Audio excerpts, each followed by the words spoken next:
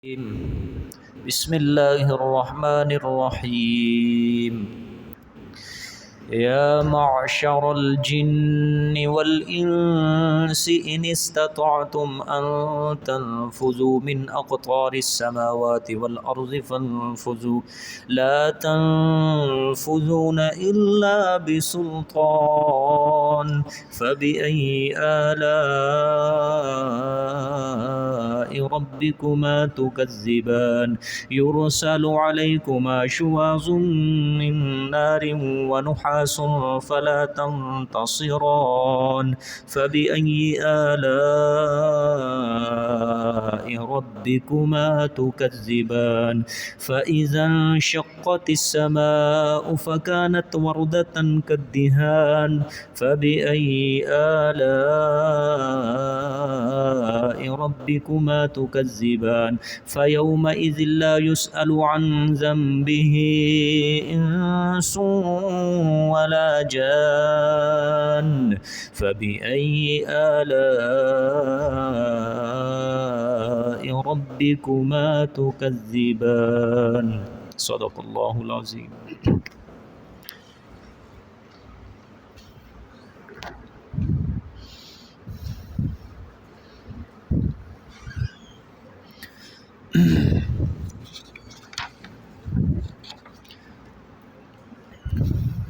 گزشتہ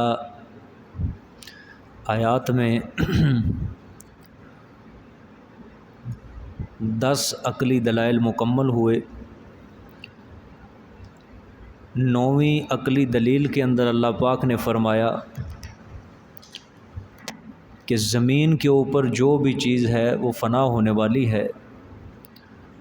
وَيَبْقَى وَجْهُ رَبِّكَ ذُو الْجَلَالِ وَالْإِكْرَامِ، اور باقی صرف تیرے رب کی ذات پاک وہی رہ جائے گی جو عظمتوں والا ہے، مہربانیوں والا ہے. پھر 10ویں عقلی دلیل میں اللہ نے فرمایا جو کچھ بھی آسمانوں اور زمینوں میں ہے وہ سب اللہ سے مانگ رہے ہیں، اللہ سے اپنی حاجتیں پوری کرواتے ہیں، اللہ سے ضرورتیں پوری کرواتے ہیں. کل یوم ہوا فی شأن، وہ ہر وقت کسی نہ کسی شان میں ہوتا ہے، یعنی کسی کو تندرست کرتا ہے، کسی کو بیمار کرتا ہے، کسی کو عزت دیتا ہے، کسی کو ذلت دیتا ہے، ہر وقت کسی نہ کسی شان کے اندر ہے اللہ پاک. پھر اس سے آگے ہے سنفرغ لکم ایھا الثقلان. اللہ پاک نے یہ کل میں نے آپ کے سامنے یہ بات بیان کی تھی کہ آگے آ رہی ہے تخویف دنیاوی اور اخروی، اس کی یہ تمہید ہے. یہ سنفرغ لکم ایھا الثقلان، یہ آیت اس کی کیا ہے؟ تمہید ہے. ٹھیک ہے، کیا فرمایا تھا اللہ نے کہ ان قریب ہم فارغ ہونے والے ہیں. ایھا الثقلان، اے دو بھاری ثقل، یعنی دو بھاری بوجھ، قافلوں. سب ثقلان سے کون سے قافلے مراد ہیں؟ انسان اور جنات دونوں مراد ہیں. تو اب یہ تمہید اللہ پاک نے تخویف کی باندھی ہے. ٹھیک ہے، اب جو آج کا سبق شروع ہو رہا ہے یہاں سے اب تخویف دنیاوی شروع ہو رہی ہے. ٹھیک ہے جی، یہاں سے کیا ہے؟ تخویف دنیاوی شروع ہو رہی ہے. ترجمہ دیکھیں، یا معشر الجن والانس، اے جماعت، یا معشر، اے جماعت، الجن والانس، جن اور انس، جنات اور انسانوں کی جماعت. ٹھیک ہے، دونوں کو اللہ پاک نے اب مخاطب کر دیا ہے. پیچھے آیا ہے سنفرغ لکم ایھا الثقلان، دو بھاری قافلوں، کہ ہم نے تمہارا حساب کتاب لینا ہے. اب اس مناسبت سے یہ دونوں کو اللہ نے نام لے کے مخاطب کیا.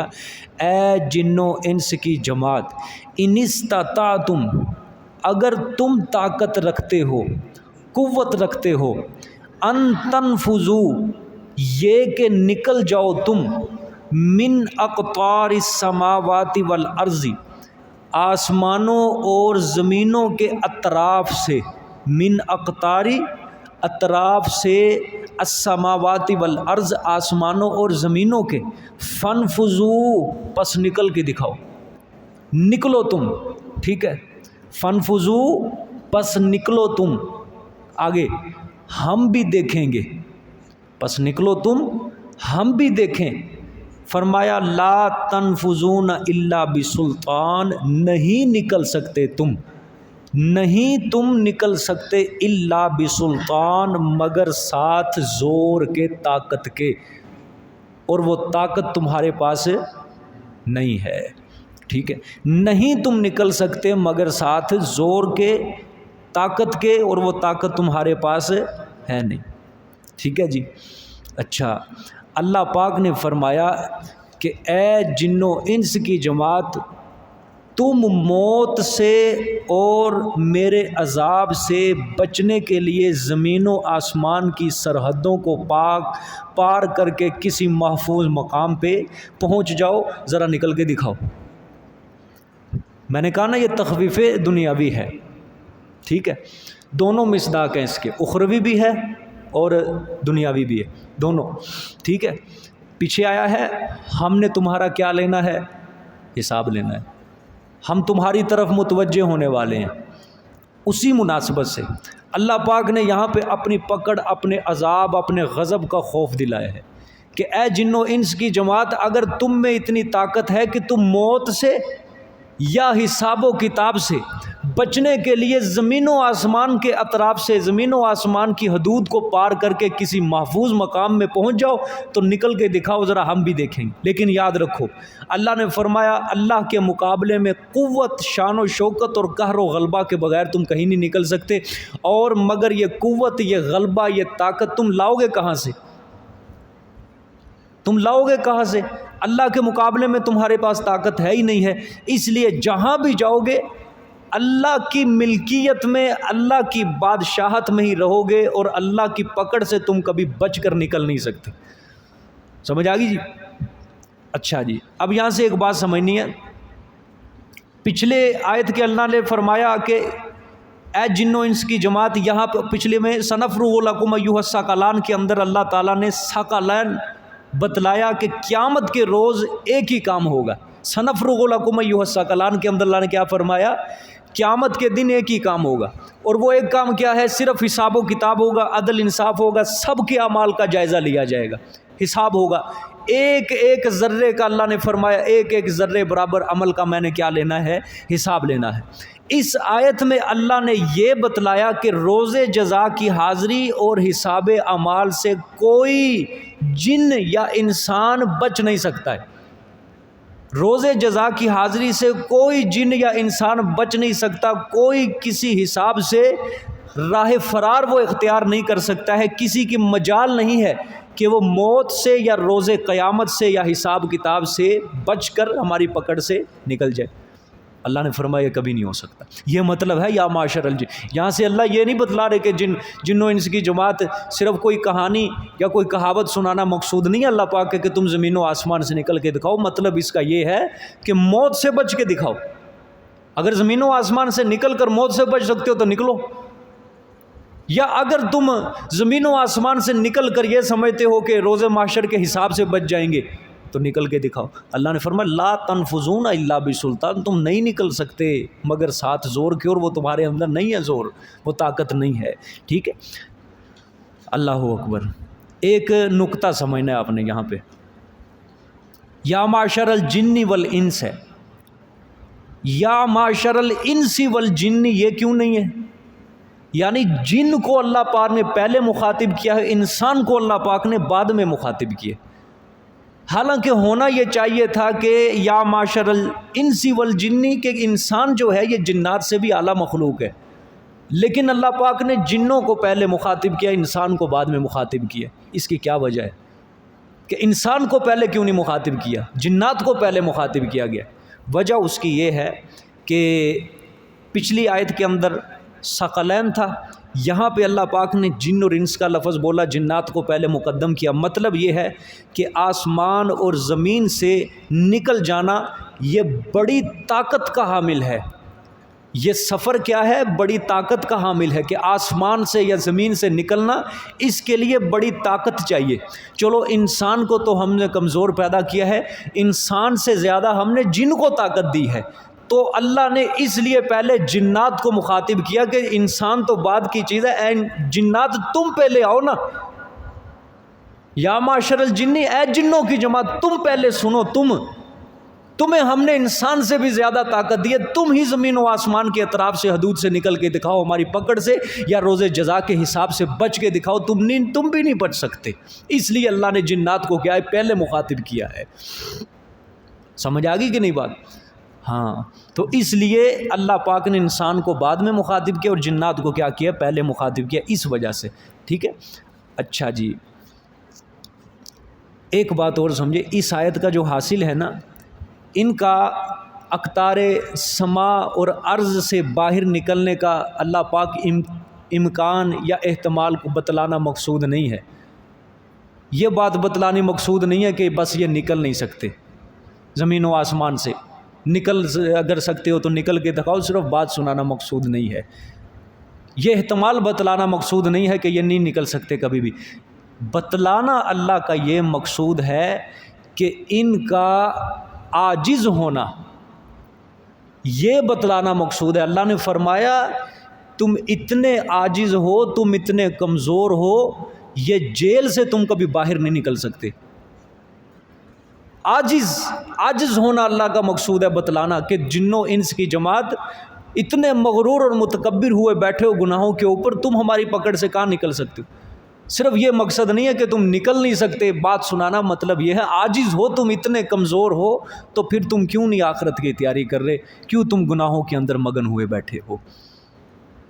اب یہاں سے انسان ذرا سمجھے کہ دنیا کے بادشاہوں کے ساتھ اگر کوئی انسان جرم کرے، یا اس کی سلطنت کے اندر رہ کے کوئی انسان جرم کرے، تو بچنا ممکن ہے، بڑا ممکن ہے۔ آج ہی مثال لگا لو، پاکستان کے اندر بندہ 5 قتل کرتا ہے، کیس ہو جاتا ہے اس کے اوپر، وہ دبئی بھاگ جاتا ہے، ساؤتھ افریقہ بھاگ جاتا ہے، سویڈن بھاگ جاتا ہے، سوئٹزرلینڈ چلا جاتا ہے، بچ جاتا ہے نا۔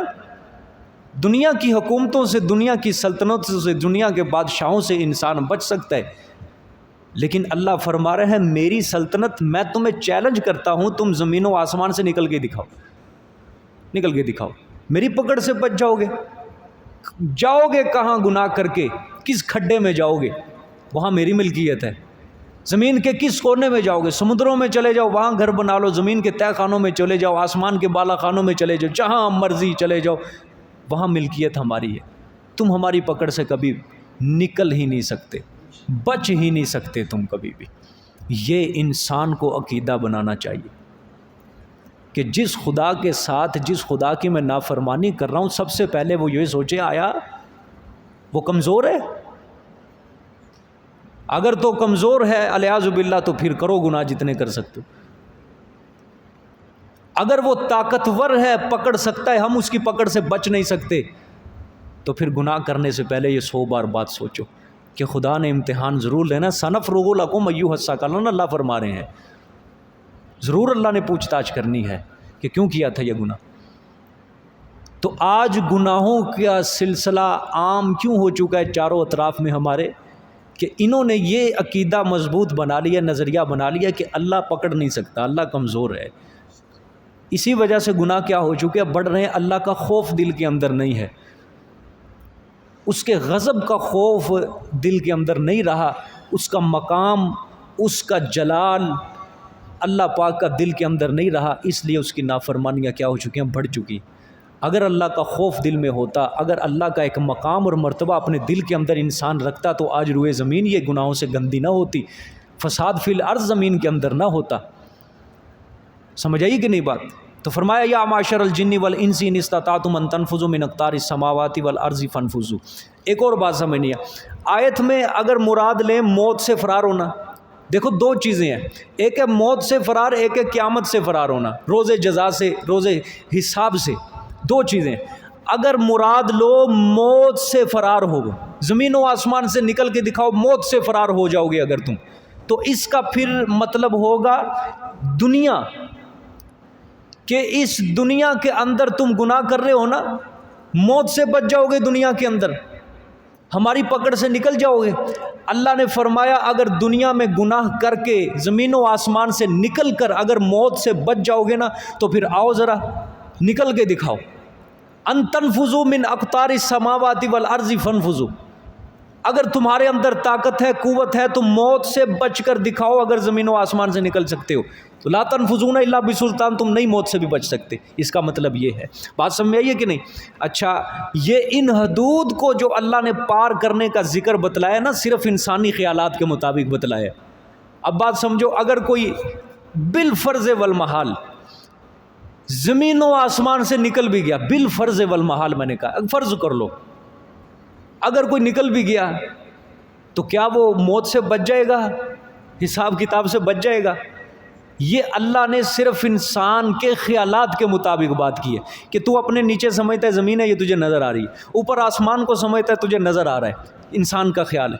اور انسان اپنی عقل کے ذریعے سوچتا ہے زمین سے باہر نکل گیا، آسمان سے باہر نکل گیا، اللہ کی پکڑ سے بچ جاؤں گا. یہ صرف انسانی خیالات کے مطابق اللہ نے بات کی ہے.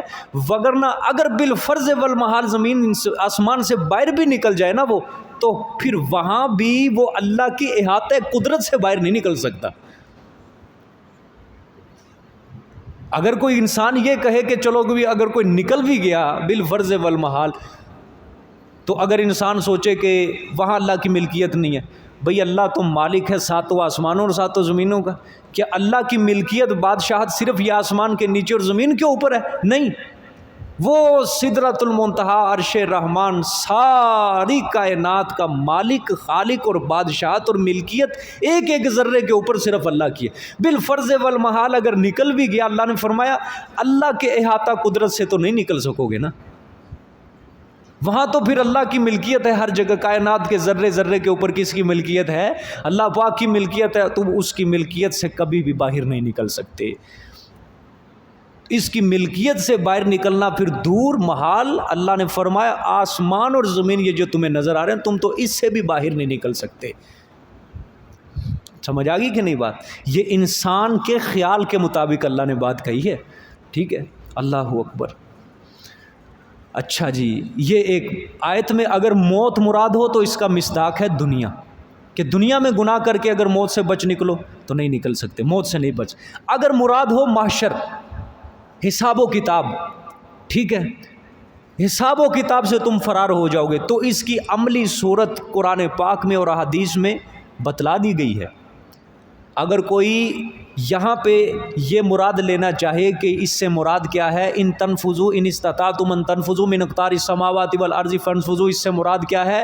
روز حساب سے بچ کر دکھاؤ، بچ جاؤ گے تم آسمان زمین سے نکل کر. اس کی عملی صورت کیا بتلائی ہے قرآن نے؟ قرآن کہتا ہے کہ جب قیامت کا دن ہوگا، پہاڑ سارے ریزہ ریزہ ہو جائیں گے، آسمان کیا ہو جائے گا؟ پھٹ پڑے گا. ٹھیک ہے، یہ آگے آیت آ رہی ہے. ختم ہو جائے گا، نیچے گر پڑے گا، ساری زمین ہموار ہو جائے گی، اور اللہ کی جتنی بھی مخلوق ہے، انسان ہے، جنات ہیں، سب کے ارد گرد فرشتے گھیرا ڈال لیں گے. روز محشر قیامت کی ہولناکیوں کو دیکھ کر انسان اور جنات نکلنے کی کوشش کریں گے، ادھر ادھر بھاگنے کی کوشش کریں گے، لیکن فرشتے گھیرا ڈالے ہوئے ہوں گے، کوئی نکل ہی نہیں سکے گا.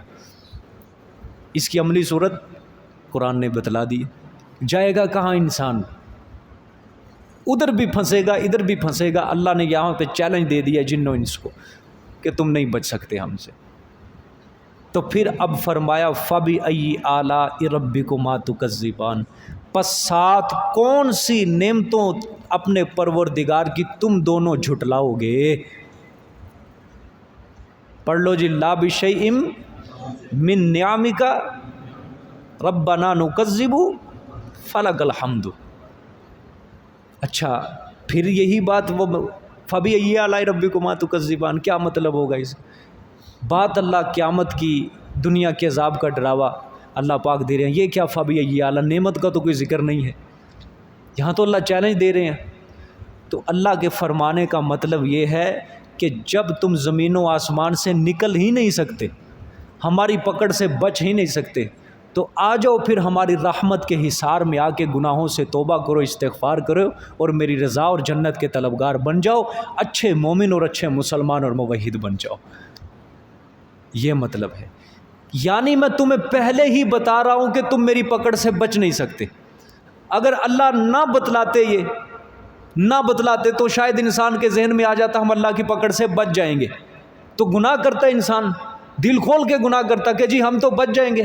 اللہ نے فرما دیا ہے نا کہ اب کہ تم میری پکڑ سے بچ نہیں سکتے، زمین و آسمان کے اطراف سے اقطار سے نکل نہیں سکتے، تو ہمارا یہ تمہیں پہلے سے آگاہ کر دینا یہ مجب ہدایت ہے، تمہاری ہدایت کا ذریعہ ہے، تاکہ تمہارے خانے کے اندر یہ بات داخل ہو جائے کہ جب ہم گناہ کر کے اللہ کی پکڑ سے بچ نہیں سکتے، حساب دینا ہے، تو پھر ہمیں ہدایت قبول کرنی چاہیے اور گناہوں سے بچنا چاہیے اور اللہ والے بن جائیں اور نیک زندگی ہم اللہ اور اللہ کے رسول کے رستے پہ چل کے گزاریں۔ یہ فرمایا فَبِأَيِّ آلَاءِ رَبِّكُمَا تُكَذِّبَانِ۔ سمجھ آ گئی؟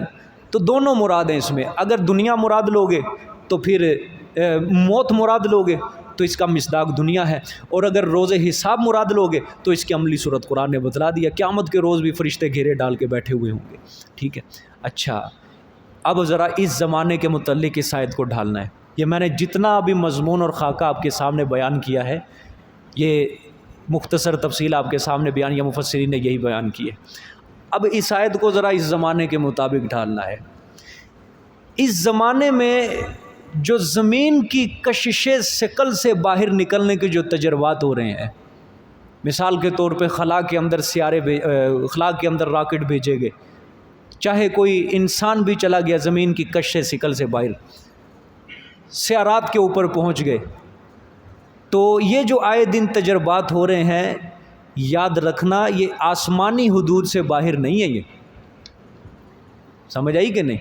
یہ آسمانی حدود سے باہر نہیں ہے۔ اس کی مکمل تفصیل میں ابھی آپ کو سناتا ہوں، انشاءاللہ عقل حیران رہ جاتی ہے انسان کی کہ اللہ کی کائنات کتنی بڑی ہے۔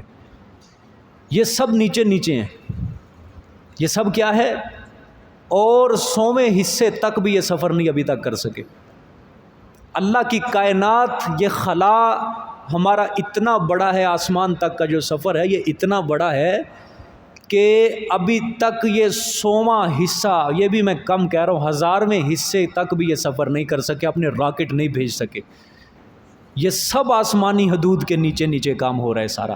اس لیے اقطار السماوات والارض کا آج کے جو خلائی سفر ہو رہے ہیں، اس آیت کا اس کے ساتھ تعلق ہی کوئی نہیں ہے، دور دور تک تعلق بھی کوئی نہیں ہے، زمین و آسمان جتنا فرق ہے۔ ٹھیک ہے، یہ سب آسمانی حدود کے اندر اندر یہ کام ہو رہا ہے۔ آسمانی حدود سے باہر نکلنا تو کجا، کہاں آسمانی حدود سے باہر نکلنا، کہا سورج تک اپنے سیارے بھیج دینے، چاند تک اپنے سیارے بھیج دینے، مریخ تک اپنے سیارے بھیج دینے، کہ کسی ستارے تک اپنے راکٹ بھیج دینے، تو یہ بہت دور کی بات ہے۔ اس لیے خلائی سفروں کا اس آیت کے ساتھ یا معشر الجن والانس ان استطعتم کے ساتھ کوئی تعلق نہیں ہے، دور دور تک کوئی تعلق نہیں ہے۔ بات سمجھ میں آئی ہے کہ نہیں؟ یہ اللہ کی کائنات کتنی بڑی ہے، اگرچہ یہ جو میں بات بیان کرنے لگا ہوں اس کا تفسیر کے ساتھ تعلق نہیں ہے، لیکن صرف آپ کے دلوں کے اندر اللہ پاک کی کائنات یہ کتنی بڑی ہے، اس بات کو اجاگر کرنے کے لیے میں بات بیان کرنے لگا ہوں۔ اور پھر یہ جب آپ بات سنو گے، اس آیت کا مقام اور اس آیت کی قدر، اس آیت کی اہمیت تب آپ کے دلوں کے اندر زندہ ہوگی کہ اللہ نے یہ چیلنج کیوں دیا ہے، کیسے دیا اللہ نے یہ چیلنج۔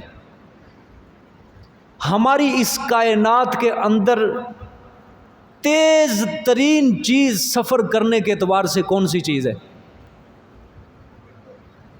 بتا سکتے کوئی؟ روشنی، ہوائی جہاز نہیں، روشنی۔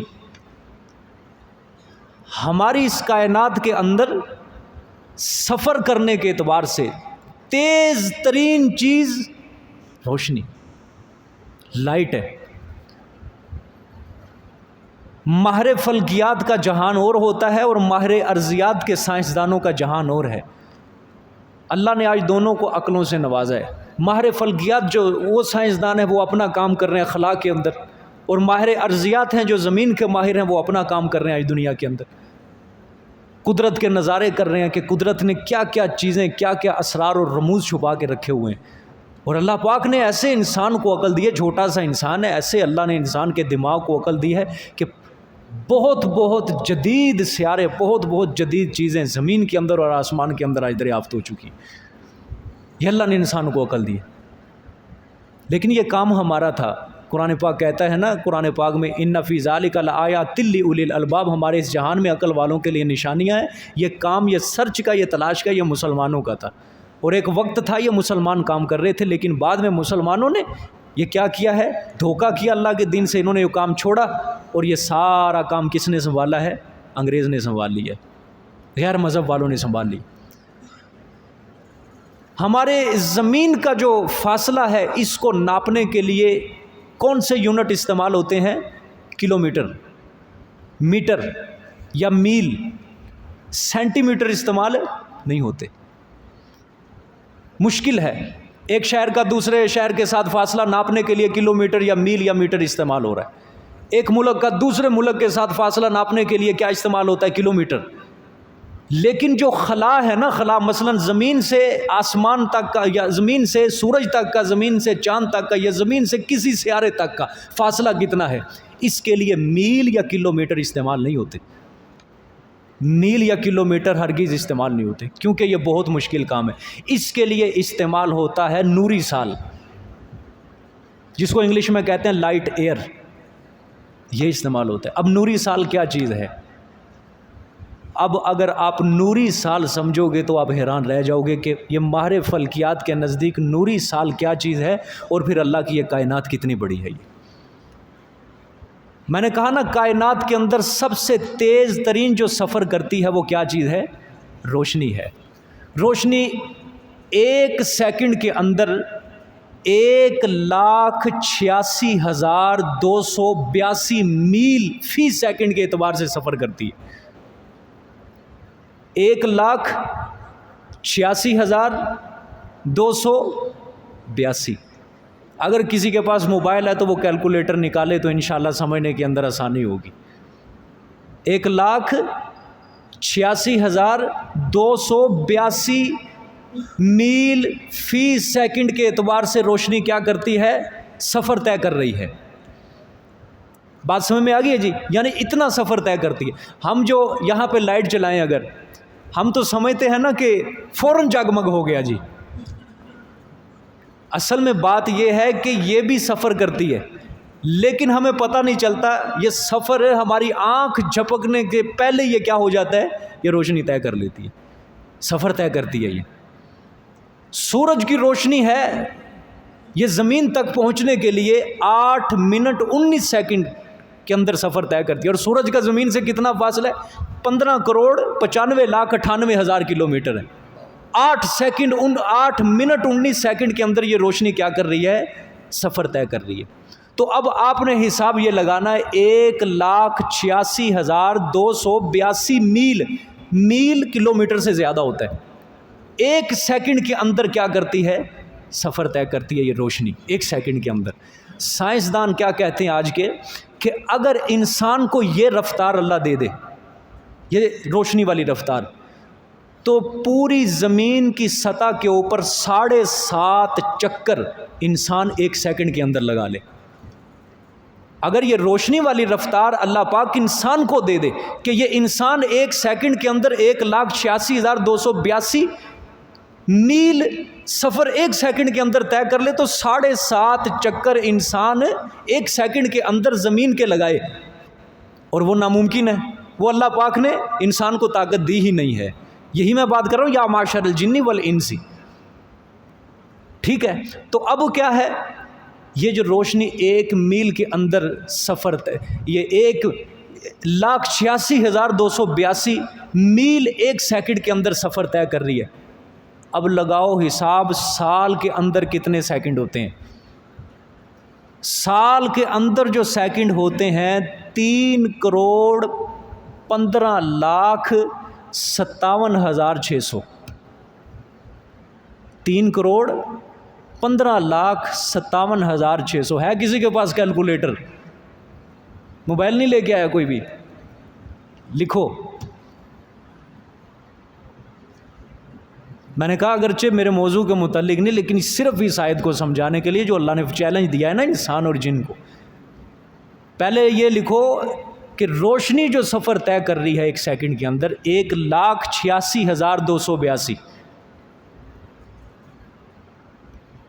پھر ضرب دینی ہے اس کو 3,15,57,600، کیونکہ سال کے اندر اتنے سیکنڈ ہوتے ہیں، پورے سال کے اندر 3,15,57,600 سیکنڈ پورے سال، 365 دنوں کے اندر۔ اس کو ضرب دو اب، جی نہیں آ رہی ضرب، ایرر آ رہا ہے، کسی کے موبائل میں شاید آئے گا جواب۔ آ گیا جی،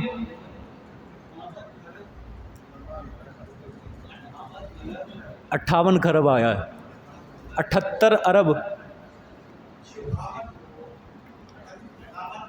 58 ارب کے کھرب، 58 ارب یا کھرب، بس ٹھیک ہے، یہ پہلا ہندسہ بہت ہے، میں نے بھی حساب لگایا تھا، اس لیے میں نے آپ کی تسلی کے لیے یہ کیا۔ 58 کھرب 78 ارب، ٹھیک ہو گیا؟ آپ ذرا غور کریں، 58 کھرب، ایک کھرب میں کتنے ہوتے ہیں؟ 100 ارب، اور ایک ارب میں 100 کروڑ، اور ایک کروڑ میں 100 لاکھ، یہ ہے کھرب۔ 58 کھرب، آگے 78 ارب ہے، سیدھا حساب لگاؤ، 59 ارب کھرب، 59 کھرب، 59 کھرب میل، 59 کھرب میل روشنی ایک سال کے اندر، جو ہمارا سال ہے 365 دنوں کے اندر روشنی جو سفر طے کرے، یعنی 59 کھرب میل، ماہر فلکیات کی زبان میں اس کو کہتے ہیں ایک نوری سال۔ کیا کہتے ہیں؟ ایک نوری سال کتنا ہوتا ہے؟ 59 کھرب میل روشنی جو طے کر رہی ہے 365 دنوں کے اندر سفر، یہ کیا ہے؟ ایک نوری سال۔ ذہن میں آ گیا جی؟ ایک نوری سال کتنا ہوتا ہے؟ 59 کھرب میل جو روشنی 365 دنوں کے اندر جو ہمارا سال ہے یہ طے کرے گی، وہ ایک نوری سال ہے۔ اب آپ اندازہ کرو، یہ زمین کا سورج سے جو فاصلہ 15 کروڑ ہے کلومیٹر، یہ تو نوری سال بنتا ہی نہیں ہے، نوری سال کا 1000واں حصہ بھی نہیں ہے یہ، جو زمین سے لے کر سورج کا فاصلہ ہے 15 کروڑ صرف کلومیٹر، وہ بھی کلومیٹر، نوری سال نہیں، ایک بھی نہیں، آدھا بھی نہیں، پونا بھی نہیں، 100واں حصہ بھی نہیں، 1000واں حصہ بھی نہیں سورج ہمارے زمین سے دور، یہ تو کوئی فاصلہ نہیں ہے۔ چاند کا کتنا فاصلہ ہے؟ 3,84,000 کلومیٹر، بس سورج سے بھی کم، یہ تو کوئی نوری سال بنتا ہی نہیں ہے۔ 59 کھرب میل 365 دنوں کے اندر روشنی جو سفر طے کرتی ہے وہ ایک نوری سال ہے۔ سورج کی روشنی تو زمین تک پہنچنے کے لیے 8 منٹ لگتے ہیں سارے۔ اچھا، اب میری بات سمجھ نہیں آ، جو اگلی میں کرنے لگا ہوں، اگلی جو میں بات کرنے لگا ہوں، ہم آسمان کے اوپر رات کو ستارے دیکھ رہے ہوتے ہیں، ہمیں لگتے ہیں یہ ستارے سورج سے بھی چھوٹے ہیں، اصل مسئلہ یہ ہے یہ ستارے سورج سے بھی بڑے ہیں، اور اتنا بڑا ایک ایک ستارہ ہے، 14 لاکھ زمینیں ہماری ہوں ایک ستارے کے اندر سما جائیں، ایک ستارے کے اندر۔ یہ ستارے کیوں چھوٹے لگتے ہیں؟ اصل میں بات کیا ہے، یہ سورج سے بھی بہت دور ہے۔ سورج اور چاند کا جو فاصلہ ناپا گیا ہے یہ نوری سال پہ ناپا نہیں گیا، کلومیٹر ہے صرف، کیونکہ نوری سال تو بنتے ہی نہیں۔ نوری سال کا جو فاصلہ ناپا گیا یہ ستاروں کا ناپا گیا ہے، زمین سے لے کر وہ فلانا ستارہ ہے اس کا فاصلہ 2 لاکھ نوری سال،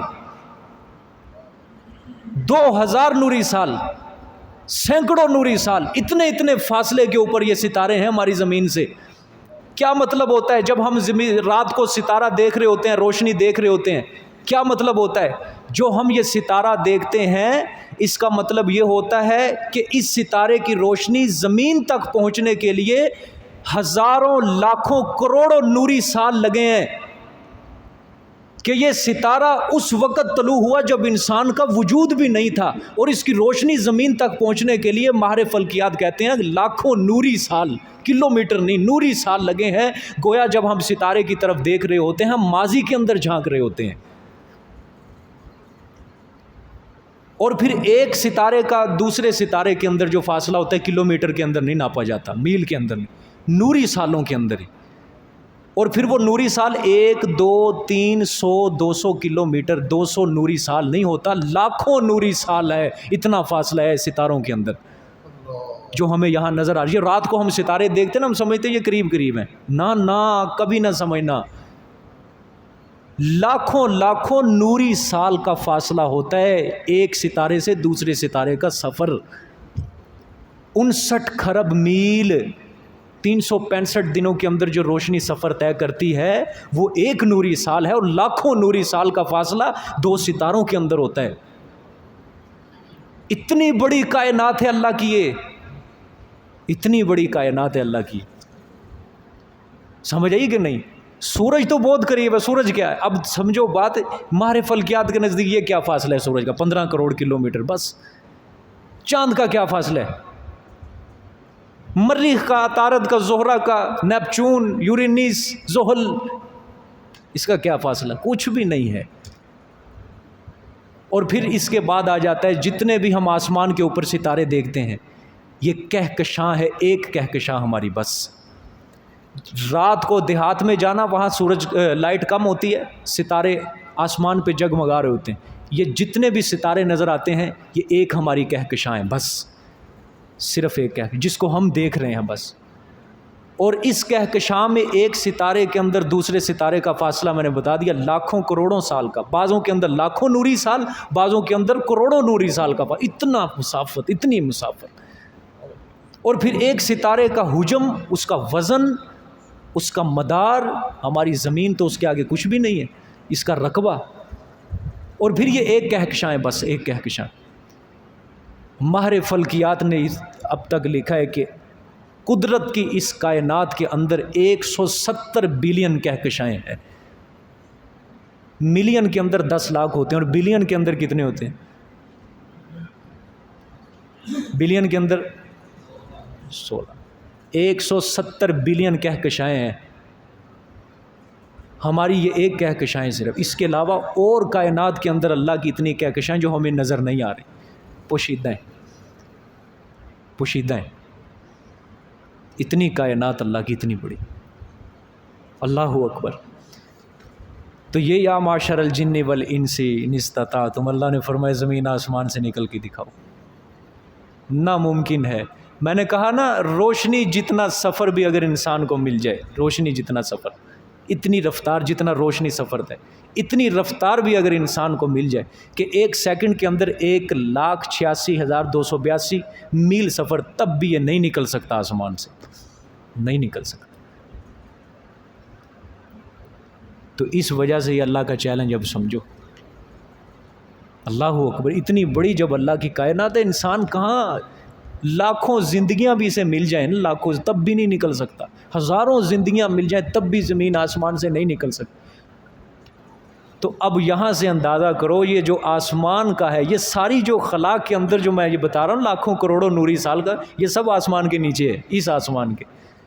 اب زمین سے آسمان تک کا فاصلہ کون مائی کا لال اس طرح یہ فاصلہ ناپے گا؟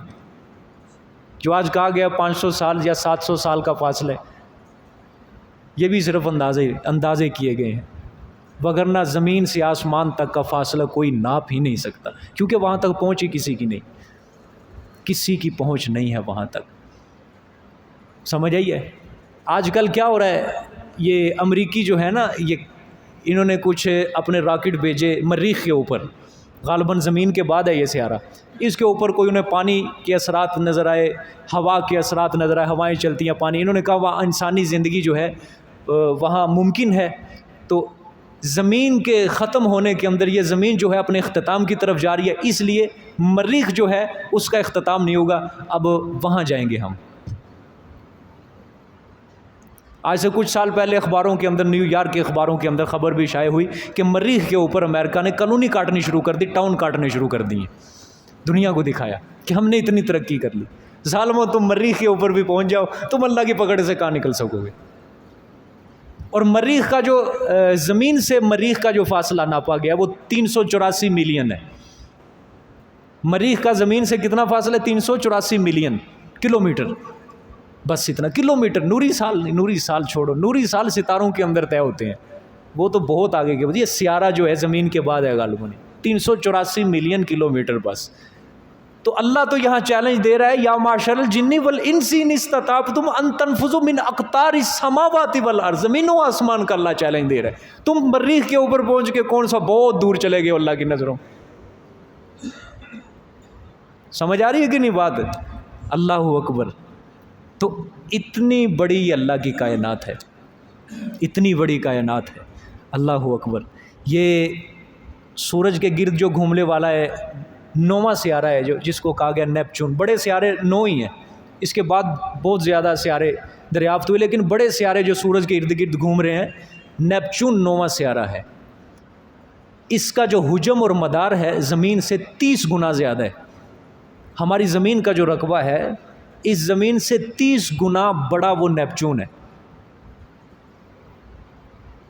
اور وہ ہماری زمین جو ہے عطارد، زہرہ، مشتری، زہرہ زمین تیسرا یا چوتھا سیارہ سورج کے ارد گرد گھوم رہا ہے. 9واں سیارہ وہ آخر میں، اور 30 گنا زیادہ وہ وزن رکھتا ہے اور حجم اور مدار ہے اس کا زمین سے. تو وہاں بھی اگر کوئی انسان چلا جائے تو زمین آسمان سے تو نہیں نکل سکا نا. وہ چاند کے اوپر چلا جائے زمین آسمان سے تو نہیں نکل سکا وہ. تو اللہ یہاں پہ جو چیلنج دے رہے ہیں آسمان اور زمین کا، وہاں سے کوئی نکل ہی نہیں سکتا ہے، نہیں نکل سکتا ہے. یہ سورج اور چاند ہمیں بڑے بڑے نظر آتے ہیں، زمین سے تھوڑا سا بڑا نظر آتا ہے اس کا سا. کیوں؟ یہ زمین کے بہت قریب ہیں. ستارے جو نظر آتے ہیں چھوٹے چھوٹے نظر آتے ہیں. کیوں؟ یہ نوری سال کے فاصلے کے اوپر بہت دور ہیں ہم سے. یہ بہت دور ہے ہم سے، بہت دور ہے. نوری سال کا فاصلہ، لاکھوں. میں نے کہا نا 1-2 نوری سال نہیں، 100 نوری سال بھی نہیں، لاکھوں نوری سال کے فاصلے کے اوپر ہوتے ہیں یہ ستارے. اور پھر یہ کہکشائیں جو ہمیں نظر آ رہی ہے، اس کے علاوہ اللہ کی کتنی کہکشائیں جو ہماری نظر سے اللہ نے پوچھی. اتنی بڑی اللہ پاک کی کائن، انسان نہیں اللہ کی قدرت کو نہیں اندازہ لگا سکتا. وَإِن تَعُدُّوا نِعْمَتَ اللَّهِ وَلَا تُحْصُوهَا. اللہ نے سچ فرمایا اگر تم اللہ کی نعمتوں کو شمار بھی کرنا چاہو کبھی بھی تم گنتی میں لا ہی نہیں سکتے، نہیں کبھی بھی لا سکتے. کہاں بچ کر نکلے گا انسان، کہاں چلا. اب سمجھو کُلْ لَا يَعْلَمُ مَنْ فِي السَّمَاوَاتِ وَالْأَرْضِ الْغَيْبَ الا اللہ. میرے محبوب، میرے پیغمبر ذرا بتلا دو زمین و آسمان کا غیب کوئی نہیں جانتا الا اللہ، مگر صرف کون جانتا ہے؟ اللہ جانتا ہے. یہاں سے اللہ کے علم کا ذرا اندازہ کرو، اس کا علم کتنا وسیع ہے، کتنا وسیع ہے. کائنات کا ذرہ ذرہ اس کے علم سے باہر نہیں ہے، اس کے احاطہ علم سے باہر نہیں. احاطہ قدرت، احاطہ علم کے اندر ہے. اتنی بڑی کائنات کا نظام کوئی دنیا کا بادشاہ نہیں چلا سکتا، انسان نہیں چلا سکتا، جنات نہیں چلا سکتے، یا سب مل کر بادشاہ بن جائے نہیں چلا سکتے. اتنی بڑی کائنات کا نظام چلانے والی ذات صرف کون سی ہے؟ اللہ ہی کی ذات ہے. سمجھ آئیے؟ آگے دیکھیں جی. بس یرسل علیکما شواظ من نار ونحاس فلا تنتصران. چھوڑا جائے گا اوپر تمہارے شواظ من نار، شعلے آگ کے. من نار شعلے، ہاں شواظ من نار شعلے آگ کے. ونحاسن، ونحاسن کا معنی کیا لکھا ہے؟ تانبا، تانبا پگھلا ہوا، تانبا پگھلا ہوا چھوڑا جائے گا. فلا تنتصران، پس نہیں بدلہ لے سکتے تم. کیا مطلب ہے؟ اللہ تعالیٰ فرما رہے ہیں، یہ پہلے سمجھو یہ شواظن کس کو کہتے ہیں. شواظن حضرت عبداللہ بن عباس کہتے ہیں کہ آگ کے اس شعلے کو کہتے ہیں جس میں دھواں نہ ہو. آگ کے اس شعلے کو کہتے ہیں جس میں دھواں نہ ہو. ایسا شعلہ کس کو ہم کیا کہتے ہیں؟ بھڑکتا ہوا. جس میں دھواں نہیں ہوتا اس کو کیا کہتے ہیں؟ یہ اپنی ہر طرف سے یہ شعلہ کیا ہے؟ بھڑک رہا ہے، اس کو کہتے ہیں شواظ من نار. ونحاسن کس کو کہتے ہیں؟ ونحاس اس دھوئیں کو کہتے ہیں جس میں آگ کی روشنی نہیں ہوتی. اس دھوئیں کو کہتے ہیں نحاس جس میں آگ کی روشنی نہیں ہوتی، یعنی دھواں ہو روشنی نہ ہو اس میں آگ کی. ٹھیک ہے. تو اللہ نے فرمایا چھوڑا جائے گا اوپر تمہارے آگ کے شعلے اور پگھلا ہوا تانبا. ٹھیک ہے. اس آیت میں جنوں انس کو خطاب کر کے کہا گیا ہے کہ اے جنوں انس کی جماعت، کل قیامت کو تم پر قیامت والے دن تم پر بھڑکتی آگ کے شعلے اور پگھلا ہوا تانبا تمہارے اوپر ڈالا جائے گا. خطاب کر کے کہا گیا یرسل علیکم شواظ من نار ونحاس، کہ کل قیامت والے دن تمہارے اوپر بھڑکتی آگ کے شعلے اور ونحاسن کا مطلب پگھلا ہوا تانبا تمہارے اوپر ڈالا جائے گا تمہارے سروں پر، اور تم کسی بھی ہیلے سے فلا تنتصران اپنے آپ کو نہیں بچا سکو گے. تم کبھی بھی بدلہ نہیں لے سکتے، نہیں بچ کر نکل سکتے ہمارے عذاب سے. یہ تخویف اخروی مراد ہے. فلا تنتصران کے مطلب یہ بھی آ سکتا ہے کہ تمہارا کوئی خود ساختہ سفارشی کوئی معبود وہ تمہیں بچانے کے لیے کبھی نہیں آ سکتا ہماری پکڑ سے. یا یہ تخویف اخروی ہے. قیامت مراد ہے کہ قیامت والے دن تمہارے اوپر کیا چھوڑا جائے گا؟ تانبا اور بھڑکتی آگ کی شعلے. دوسری تفسیر بعض مفسرین نے اس کو پچھلی آیت کے ساتھ ہی ربط دے دی ہے. یا معشر الجن والانس، اسی کے ساتھ اس کا کیا ہے؟ یرسل علیکم کا جوڑ ہے. کیا مطلب؟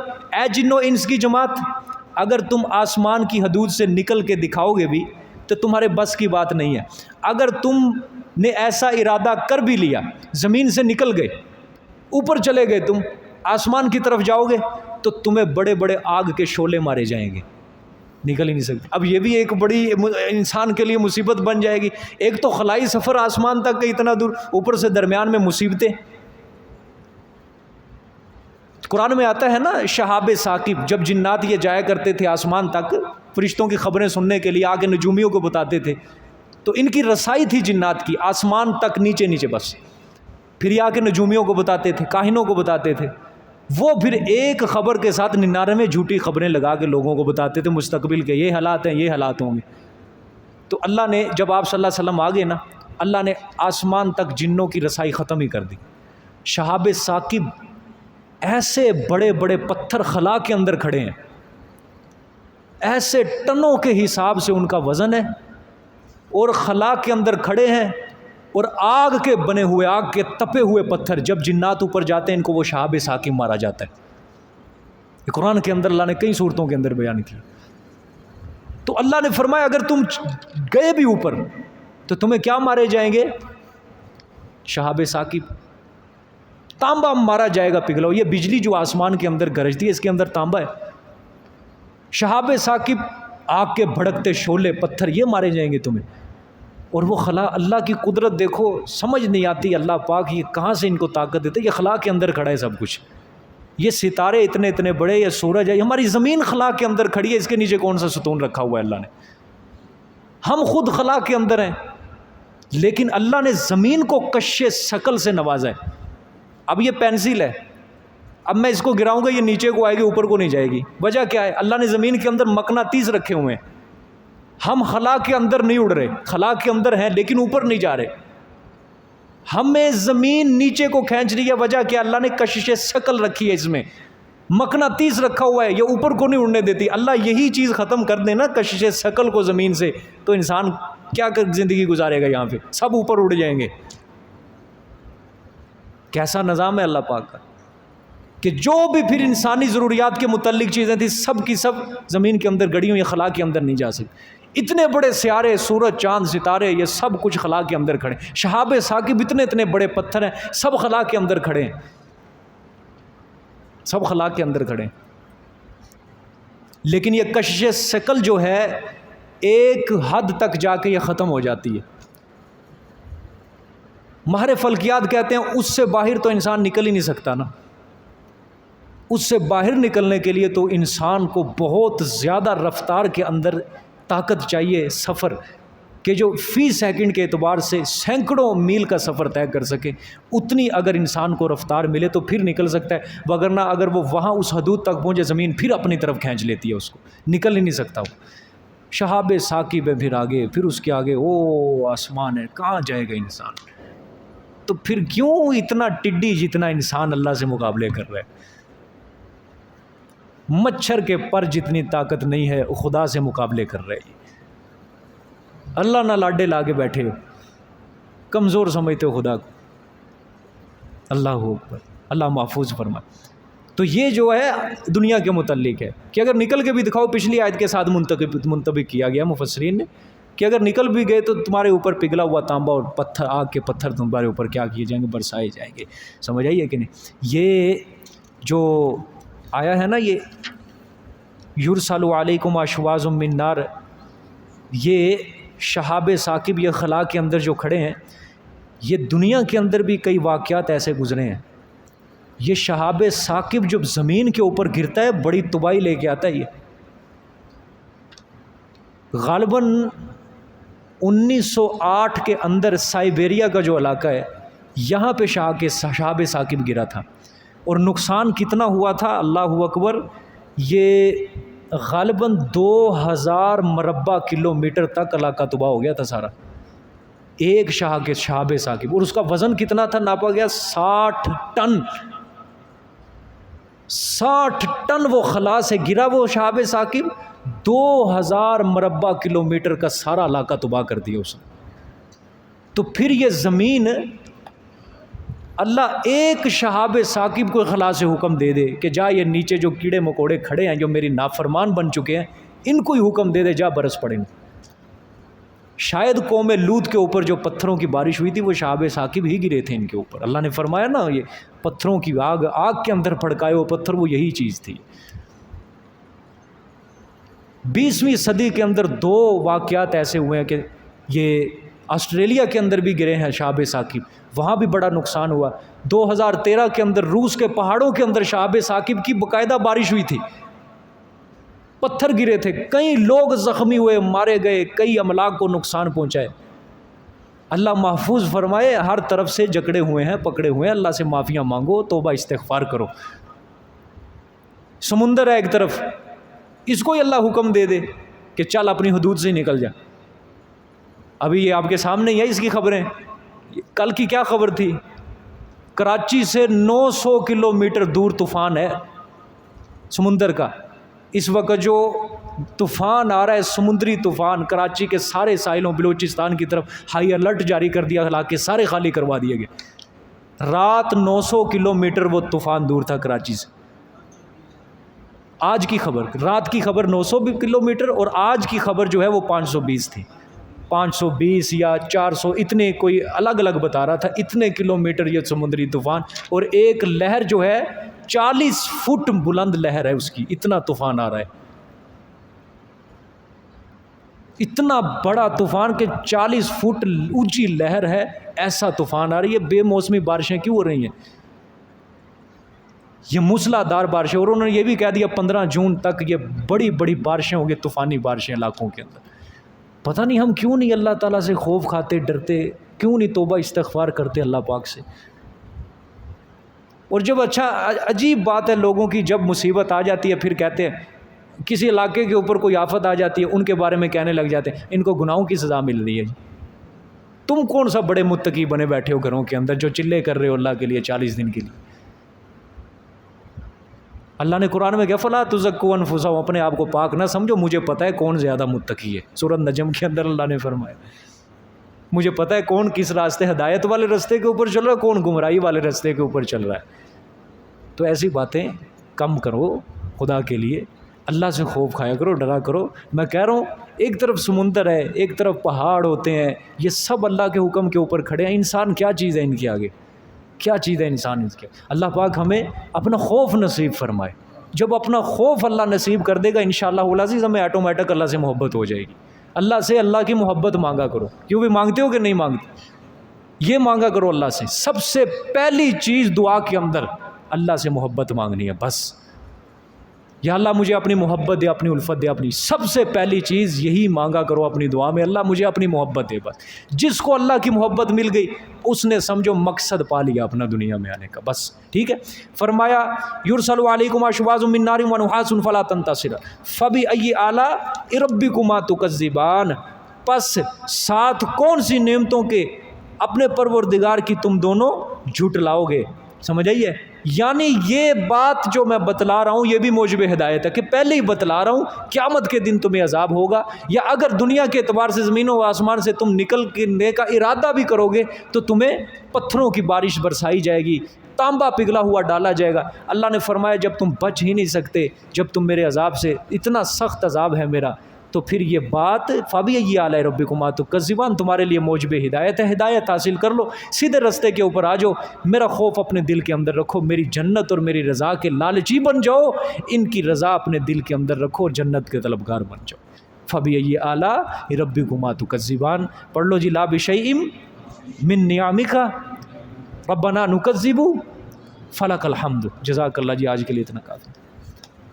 یہ جتنی بشارت ہے نا سخت، یہ آگے جو آخری رکو ہے اس میں سارا حوروں کا ذکر ہے، اللہ خوش بھی کرے گا انشاءاللہ۔